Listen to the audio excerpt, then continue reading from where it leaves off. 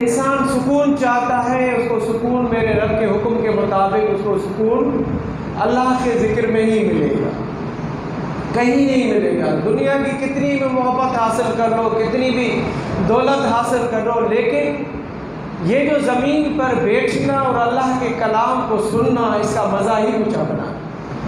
جب یہ الفاظ، جب محبوب کی باتیں، رب کی باتیں، پیر و مرشد کی باتیں ہمارے کانوں تک جاتی ہے تو پھر کانوں سے گزرتے ہوئے دل تک آتی اور دل سے گزر کر روح تک آتی ہے۔ جب روح تک آواز آتی ہے تو خود خدا کی محبت ہمارے روح میں داخل ہو جاتی ہے۔ پھر انسان کا دل کہتا ہے کہ میں اور میرا دل اور میرا روح اللہ کے عشق کے پیچھے، چھپے لفظوں کے پیچھے وہ ناچتا رہے، جھومتا رہے، گھومتا رہے۔ یہ بھی خدا کی محبت اور اس کی محبت میں جھومنے کا ایک انداز ہے، ایک طریقہ ہے۔ انسان سکون چاہتا ہے، اس کو سکون میرے رب کے حکم کے مطابق اس کو سکون اللہ کے ذکر میں ہی ملے گا، کہیں نہیں ملے گا۔ دنیا کی کتنی بھی محبت حاصل کر لو، کتنی بھی دولت حاصل کر لو، لیکن یہ جو زمین پر بیٹھنا اور اللہ کے کلام کو سننا، اس کا مزہ ہی کچھ اپنا ہے۔ اس بیٹھنے میں غرور نہیں، تکبر نہیں، کوئی گھمنڈ نہیں، نہ دولت کا، نہ امیری کا، نہ غریبی کا۔ بس انسان اپنے آپ کو بھلا بیٹھتا ہے، کیونکہ وہ چند لمحات ایسے گزرتے ہیں اس محفلوں میں، جب اللہ کا ذکر ہوتا ہے تو فرشتے بھی موجود ہوتے ہیں، تو انسان دنیا مافیا کو بھول جاتا ہے۔ اور یہی وہ محفلیں ہوتی ہیں جن میں انسان اپنے ایمان کو تازہ کرتا ہے، اس کو سکون ملتا ہے۔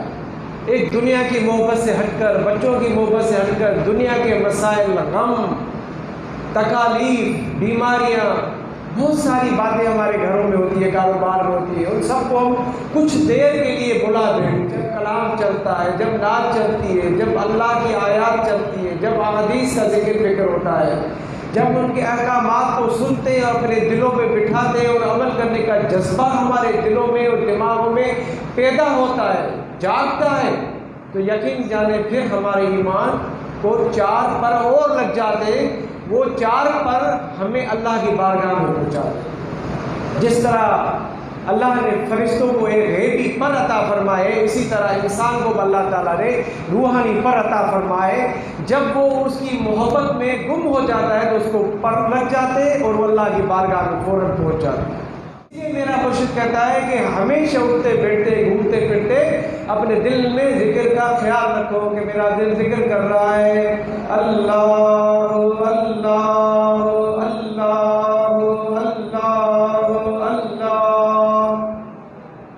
بس اسی اللہ کے نام کے اندر اللہ نے اس پورے دنیا کو، دین کو، اپنی محبت کو، رسولوں کی اطاعت کو اللہ نے اس نام کے اندر چھپا کے رکھ دیا۔ اب جو بھی اس نام کو دل میں بسائے گا، آپ سمجھ لو سے اللہ کو دل میں بسا لیا۔ مختصر یہی ہے کہ اللہ کے ذکر میں ہی سب کچھ چھپا ہوا ہے۔ یہ دنیا تو عارضی ہے، آج ہے کل نہ ہو گیا، آج جوان ہے کل بوڑھے ہو جائیں گے، لیکن اس فانی دنیا کو چھوڑ کے چلے جانے سے پہلے ہم اچھے اچھے کام کرتے ہیں، اللہ کے محبوب کی اطاعت کریں۔ چند احادیث میں آپ کے سامنے رکھوں گا۔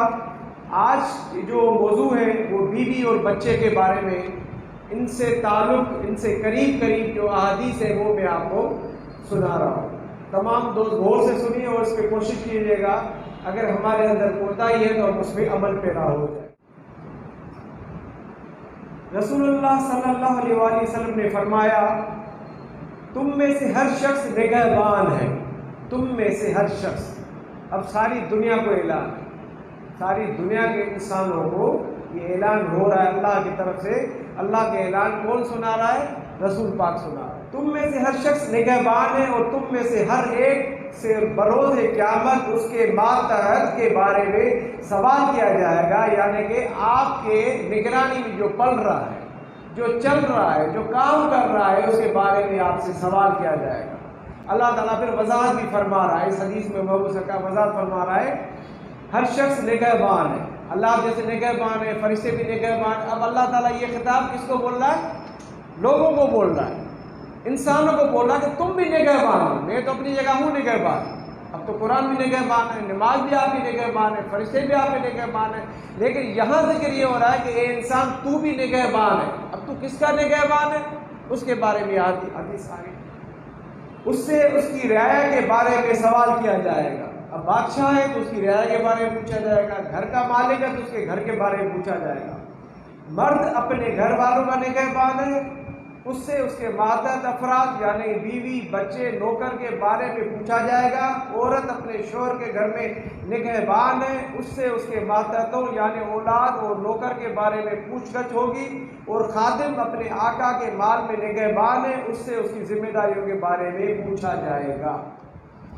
اب اگر غور و فکر کریں تو ہم سب نگہبان ہیں، نوکر اپنی جگہ نگہبان ہے، مالک اپنی جگہ نگہبان ہے، بیٹا، بیوی، بہن، ماں، جو بھی رشتے ہیں، اس حدیث سے ثابت ہوتا ہے کہ ہر انسان اپنے اپنے مقام پر جہاں اس کی ذمہ داری ہے، جو بھی اس کے ساتھ رشتہ جڑا ہوا ہے، وہ اس چیز کا نگہبان ہے۔ وہ دائیں بھی نگہبان ہے، بائیں بھی نگہبان ہے، اوپر بھی نگہبان ہے، نیچے بھی نگہبان ہے، اس کے جو قریب رشتے دار ہیں، جس طریقے کا بھی، جس سے جو تعلق ہے، جو بھی اس کی نسبت ہے، وہ اس چیز کا نگہبان ہے۔ قیامت کے دن ان سب سے پوچھا جائے گا۔ تم میں سے کوئی کامل مومن نہیں ہو سکتا۔ اب اس حدیث کی طرف آتے ہیں، رسول فرما رہا ہے تم میں سے، یعنی کہ سب کو اعلان ہے، خاص کر کے مومنوں کے بارے میں ذکر ہو رہا ہے۔ تم میں سے کوئی کامل مومن نہیں ہو سکتا جب تک میں اس کے نزدیک اس کے والد، اس کی اولاد اور تمام لوگوں سے زیادہ پیارا نہ ہو جاؤں۔ اب اس حدیث میں تھا کہ تم سب نگہبان ہو، سب کا خیال رکھو، سب کو پیارا کرو، سب سے پیار کرو، سب کے حقوق کا خیال رکھو۔ اب یہاں میرا نبی فرما رہا ہے کہ مومن وہی ہے جو ان سب سے زیادہ محبت مجھ سے کرے، اولاد سے، ماں سے، بہن سے، دولت سے، جو کچھ اس کے پاس ہے، سب سے زیادہ محبت مجھ سے کرے، وہی کامل مومن۔ اب ان باتوں کو آپ سمجھتے جائیے گا میرا رسول کیا چاہتا ہے۔ پھر آگے چلیے، یہ قرآن کا حوالہ ہے، اس میں آیت ہے، یا اے رسول آپ مسلمانوں سے فرما دیجئے گا۔ اللہ اپنے محبوب کو فرما رہا ہے کہ اے محبوب آپ فرمائیں، آپ بتائیں۔ اب بتا تو خود رہا ہے، اللہ تعالیٰ کی طرف سے وہی آ رہی ہے محبوب کے پاس، اے محبوب تم بتاؤ۔ اب یہ نہیں کہتا کہ محبوب ان کو کہ میں بتانے جا رہا ہوں یا میں بتا رہا ہوں، نہیں، اللہ اپنے محبوب سے اتنا پیار کرتا ہے کہ محبوب تم بتاؤ، میری باتیں تم بتاؤ، کہ تم کو میں نے انسانی صورت دے دی ہے، اسی لیے تو میری بات جب تمہارے زبان سے نکلے گی تو ان کو جلدی سمجھ میں آ جائے گا، کیونکہ اللہ نے اپنی محبت اور اپنے نور کا جو مظہر بنایا وہ اپنے محبوب کو بنا دیا۔ جاؤ میں دنیا میں بھیج رہا ہوں، جو بھی تمہیں دیکھے گا میری یاد اس کو آ ہی جائے گی۔